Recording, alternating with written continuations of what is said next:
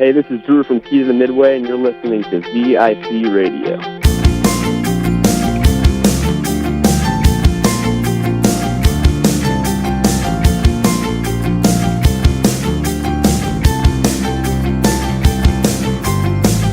I got this whole thing figured out. I think I had assumed, just because of your name. Can you tell me a little bit about the band's name, Key to the Midway? I thought there was something going on with the Gateway Arch or something. Oh, gotcha. No, how we came up with the name was actually pretty random. Our other guitarist was, just messing around. Actually, we were an old metal band. We were messing around with names, just trying to figure out something that didn't sound like your stereotypical name. And he comes up with, like, his laptop. He's on Wikipedia looking up carny terms, like, carnival folk, people that run all the games. And we're going through and just laughing at all these ridiculous names. And we find one called Key to the Midway. And the description of it was basically, something a carny would do when a little kid came to a game that was really annoying and wanted a prize and wouldn't leave and wouldn't pay either. So they would tell them that if they find the key to the Midway, that they can get a prize. So then they go around and leave their game and ask other carnies and annoy them. And we just thought it was funny because, like, it doesn't even sound like anything that would be related to it. Yeah. It had a good ring to it, and us as a group, we're pretty ridiculous, so we figured it fit since it was kind of a ridiculous thing.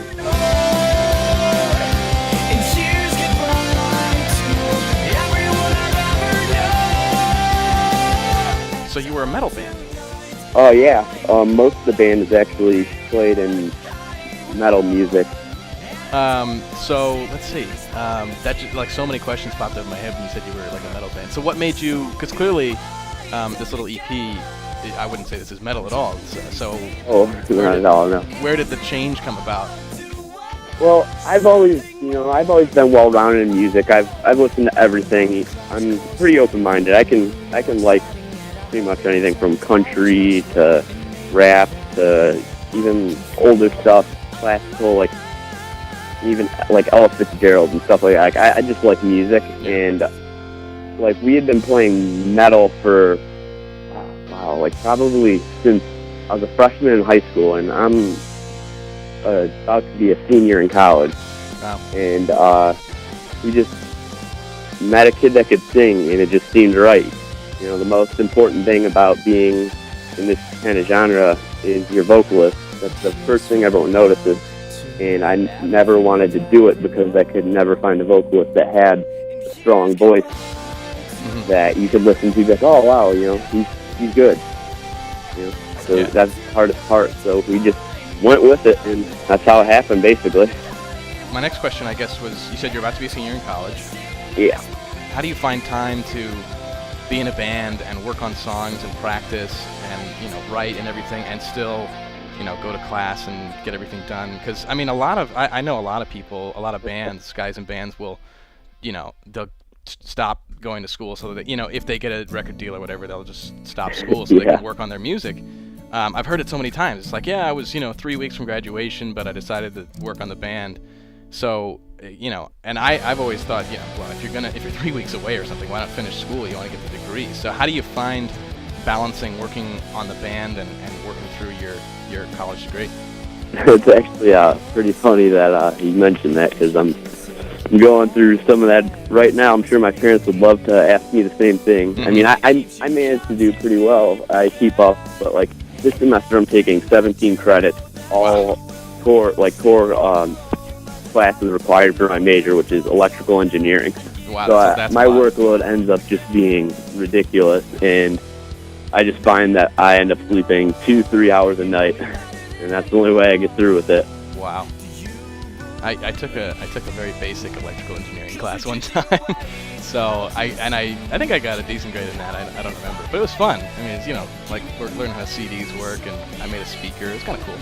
Yeah, it's definitely a cool thing, but it's really time consuming. And the problem with electrical engineering is a lot of other engineering majors, like mechanical. Like I like mechanical because you can understand it right away. Like you know why things happen. Every force has an equal opposite. Sorry, I'm being a nerd right now, but like, but like electrical, you know, you're just told why things work, and they're just like, oh, we'll explain it in your higher classes, and I'm just like, oh, cool.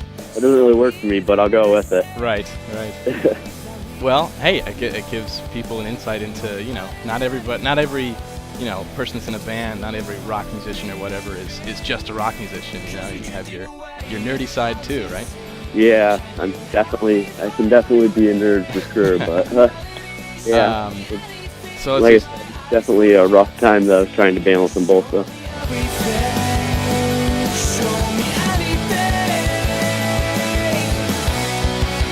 You had a Christmas song that was released today, right? Yeah, just midnight last night we did. That's pretty cool. Yeah, I took a listen to it. I like it. And so what did you just did you guys do that pretty recently, or is it something you were working on, thinking, okay, at Christmas we got to release a song? Oh, actually, we made the song up actually.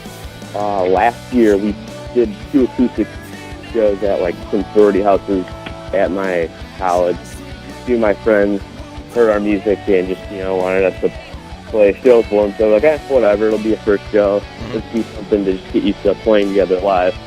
So we did those, and we had that song written for it.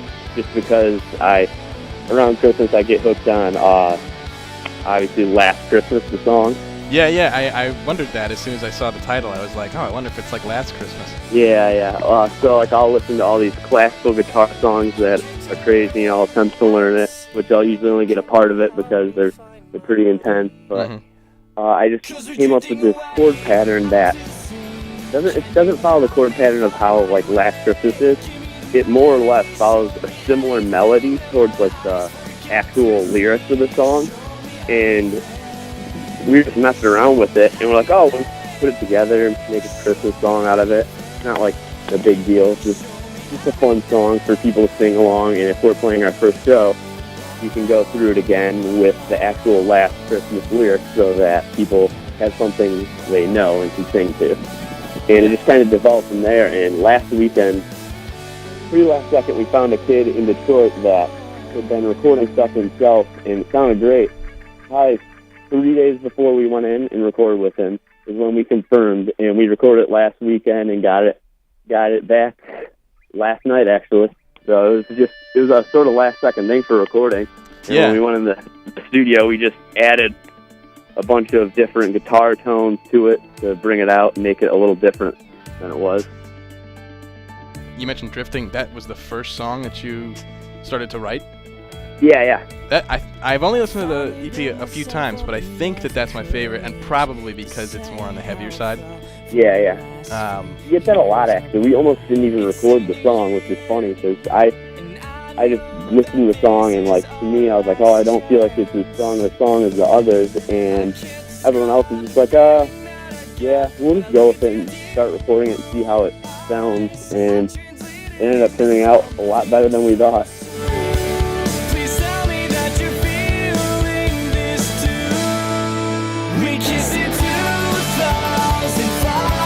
Obviously, you've got school and everything. You probably have exams coming up in a week or so. Yeah. But I was wondering if you guys are planning a full release anytime soon.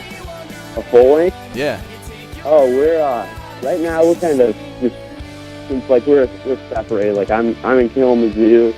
My brother and Corey are in a small town about an hour south here, and then Jesse and Tina are in Ann Arbor. So me and Jesse kind of write separately and bring it together and just keep parts in our head and just sit on them so that like we can make sure there's something that actually has some lasting value with us. We don't want to sit and say, hey, we're writing a record now. Yeah. We want to take stuff, write riffs, think about them for a while, and see if when we come back to them, if we don't remember them, obviously they weren't catchy or good enough. Yeah. You know, the good stuff you're going to remember to play, and we just kind of go that way because we find that we get a lot of better quality songs out of doing that instead of just writing.